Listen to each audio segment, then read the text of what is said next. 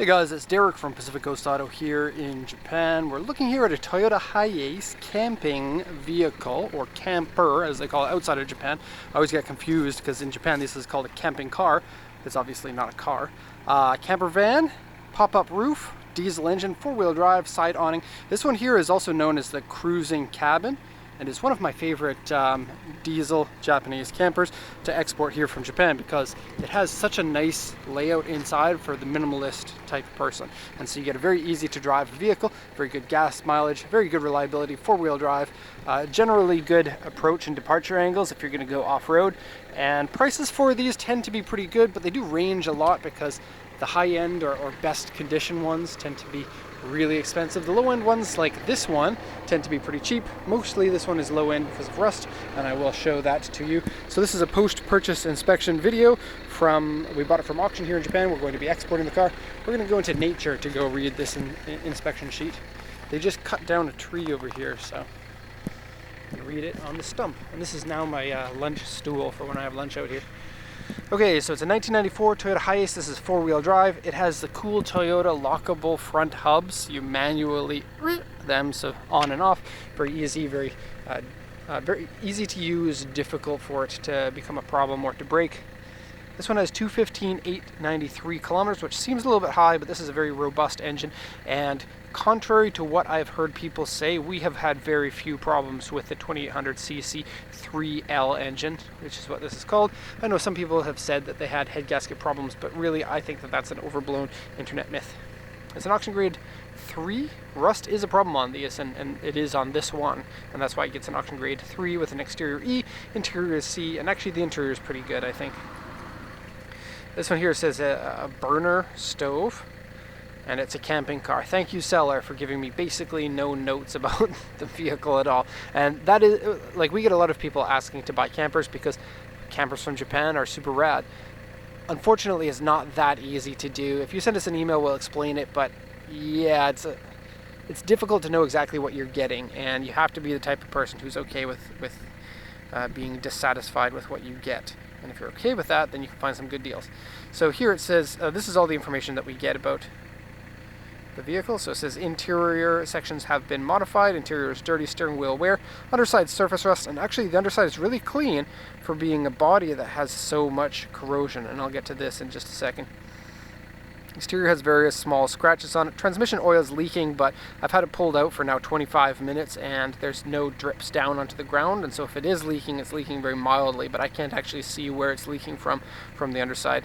And then the camping kit comes as is, and none of the interior is checked, and so keep that in mind if you're thinking about buying a car or a camper from Japan, is because, like in a regular car, sorry for the dirty hands, I was checking out the car, regular cars are really easy to check to see if there are issues with them because there's very little involved in a regular car. But in a camper, you have a fridge and a stove and a water pump and a sink, and in many cases a shower and a toilet, and they don't check any of that stuff at the auction, and so it's really a gamble to make sure that everything works.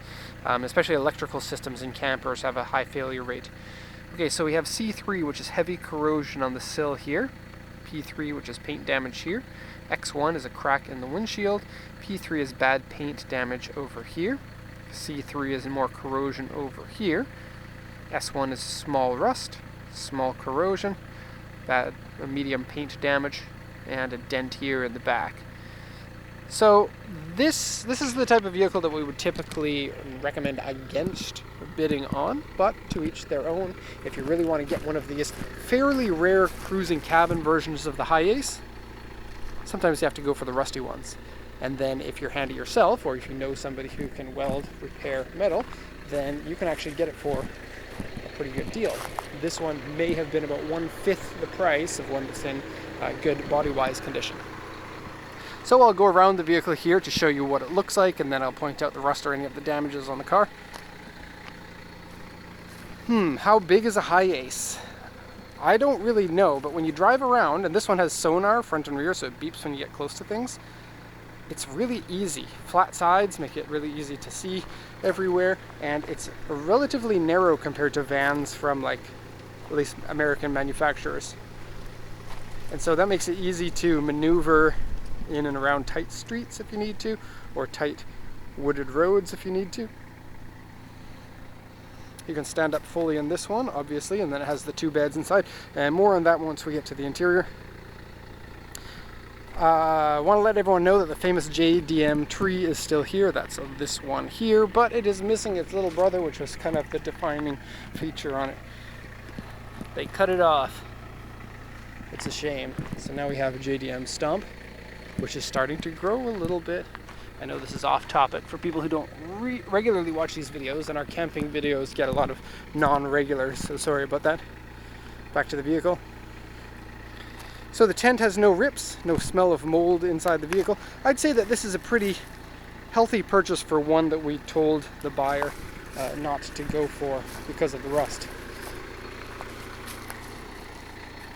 Okay. So let's have a look at damages now.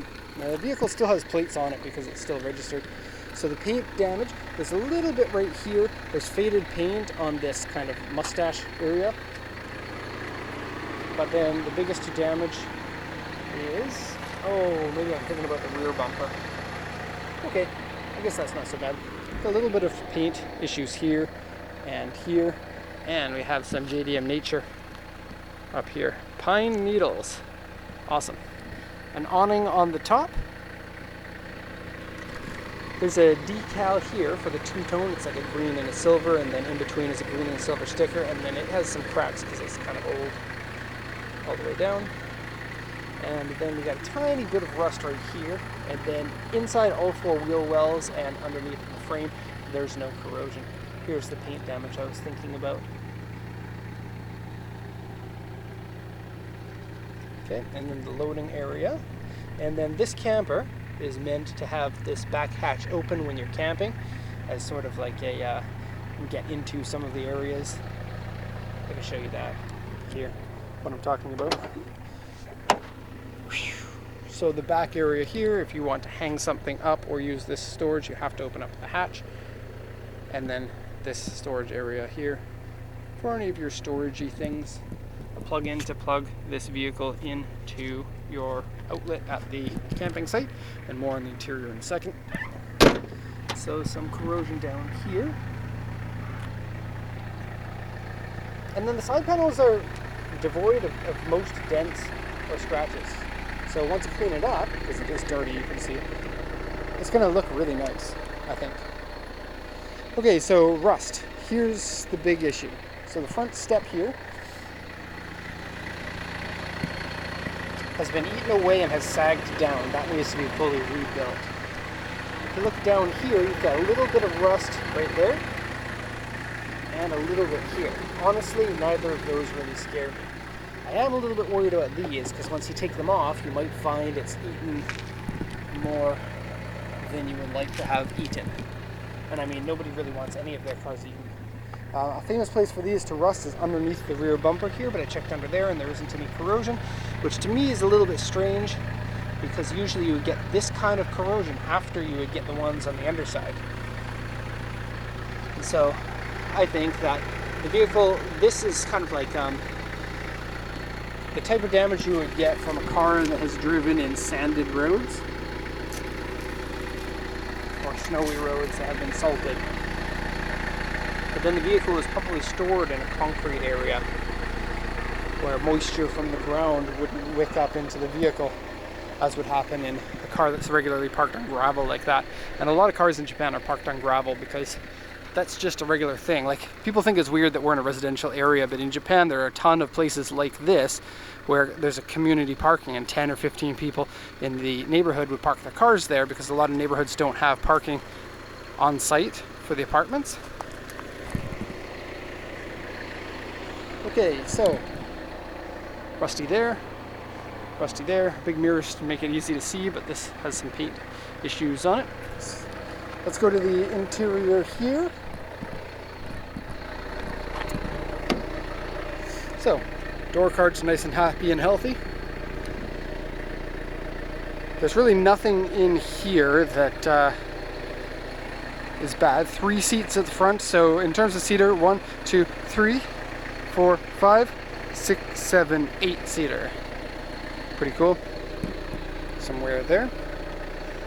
Floor mat has some worn out section here. It's a little bit dirty with leaves. JDM leaves. Steering wheel has barely any wear on the top. 215, 926. Timing belt was changed at 200,000 kilometers. AC works, power steering works, brakes work, engine response is good. And I love this engine. This is a lovely engine for this size of camping car. Thing about Japanese campers though is they like Japanese roads better than they like roads in North America. Typically like driving them long distances up hills, like what you get around Colorado or around BC to Alberta in Canada, tends to be a little bit taxing on the engine. And so if you're going to be doing mountainous trips like that, it's a good idea to get an extra transmission oil cooler and or engine oil cooler. Okay, to the interior, and like I said, it's a simple design, but it's the things that you need and not the things that you don't need, and that's what makes this one of my favorites. So just a little cabinet there for whatever you want. There are screw holes in this one, because somebody wanted something on there that was a little bit screwy. It's carpeted, and the carpet is in good condition because they put down this mat. This mat really has to go. It kind of curls up. You can see it's ripped there, and it's not set in there properly. Okay, the kitchen is right where the standing area is, so my head is up in the tent right now, and you have a stove. This folds and goes away in here, as well there's a rack for the burners that goes in here. Fridge is down here, and sink. And I'll show you the interior here. And so this table can unclip and it goes into that same storage area in the back that I showed you. This seat here swivels around 360 degrees to point in the other direction for when you're actually driving. And then folds completely into a bed. Now there's a one piece missing. Typically you would have a piece that goes right here that has its own little stand, but it's not included in this one. You would still be able to use that with this together to make it like a single size bed here, and then whoever needs more room would get the bed up here, and this very easily flips down like that to become your full size bed. And very nice actual like see-through glass top instead of the plasticky ones that tends to fade.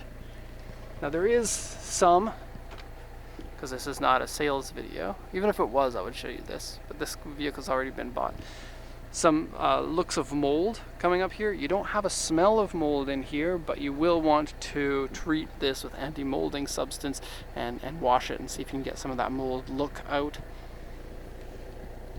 And it's really easy to put this down. You just pull here, and then this clips on both sides. So going into the back here, you have outlets, cigarette lighter. This one says DC 12 volt, which is a little bit weird because this is aftermarket, but this is original, so maybe this one doesn't work.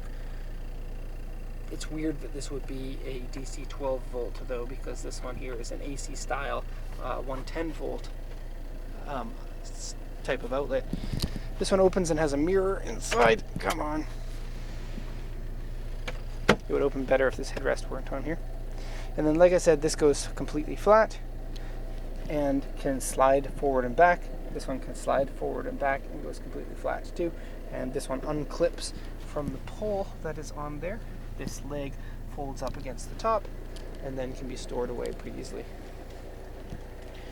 Easy to do cooking, because I can stand up completely in here. Oh, look at this. These are origami.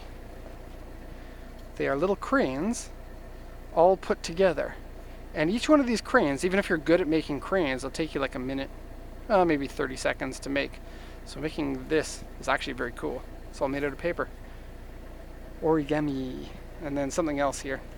I don't know what it is, but it's special JDM stuff. Little windows here, let's see if those work. Oh wow, they do. Oh, that's actually really nice because it's pretty hot in here right now. Here's a look through here. You can get through if you want. This one here can fold down into like a console type thing. You can see the cup holders at the top there. A little place to put magazines or something. Okay, and for somebody who's looking to spend less money on fuel and doesn't need the space, something like this is really cool. This is a very deep, in fact, I've never seen this one with the cabinet. Usually it's got a couple of baskets that you can take out, kind of laundry basket style. But this one here has just like a big storage room instead. Cup holders, and then all your stuff here for your breaker and rear heater and battery. Shows you your charge level. Okay, and in here is your water tanks. Fridge is hard to open one-handed. A little bit of like dirtiness in there. It needs to be washed out pretty well. And then this one here has your rack, and would be where this metal thing goes. So all in all, yeah, the rest needs to be fixed, but a vehicle like this is always going to have value no matter how old it gets. And you know, these Hiaces are known to last pretty long.